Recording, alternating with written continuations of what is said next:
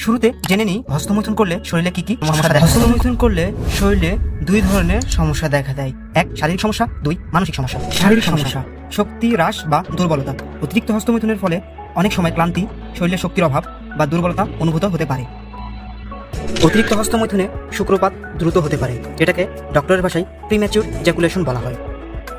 ঘুম কমে যাওয়া, অতিরিক্ত হস্তমৈথুনে রাতে ঘুমের ব্যাঘাত হতে পারে। মানসিক সমস্যা, অতিরিক্ত অপরাধবোধ বা লজ্জা। কেউ কেউ হস্তমৈথুনের পরে অপরাধবোধ বা অনুতাপ অনুভব করেন।